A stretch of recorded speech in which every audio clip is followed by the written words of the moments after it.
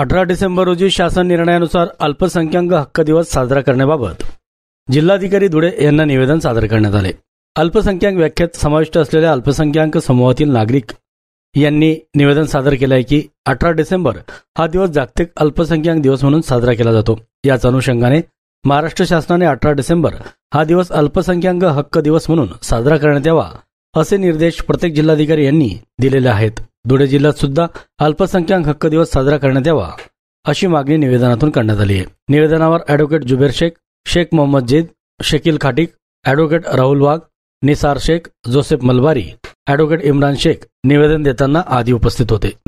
हा विश्व अल्पसंख्याक दिवस म्हणून राबवला जातो आणि याच दिवशी महाराष्ट्र शासनाने 18 डिसेंबर रोजी अल्पसंख्याक हक्क दिवस साजरा करण्यात यावा असे स्पष्ट निर्देश प्रत्येक जिल्हाधिकाऱ्यांना दिलेले आहेत।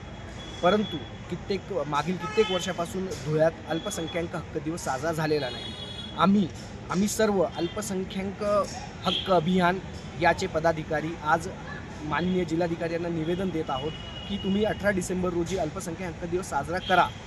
त्याकरता लागणारा जो काही सहकार्य असेल आम्ही करण्यास तयार आहोत। आम्ही विविध ठिकाणी कॉर्नर मीटिंग्स आम्ही घेणार आहोत, सभा आम्ही घेणार आहोत। त्या सभेत जर प्रशासनात सहभागी व्हायचं असेल तर त्याचं आम्ही आवाहन करतो आणि आम्ही असं सुद्धा सांगतो की महाराष्ट्र शासनाने ज्या पद्धतीने सांगितलं आहे अल्पसंख्याक हक्क दिवस साजरा करण्यासाठी तो जर साजरा झाला नाही तर आम्ही मग 18 डिसेंबर रोजी अल्पसंख्याक समाजाच्या वतीने आणि अल्पसंख्याकाच्या सर्व धार्मिक आणि भाषिक जितके अल्पसंख्याक आहेत त्यांच्या ते सर्व आम्ही माननीय जिल्हाधिकारी यांच्या कार्यालयासमोर लाक्षणिक उपोषण करू। जय हिंद, जय महाराष्ट्र।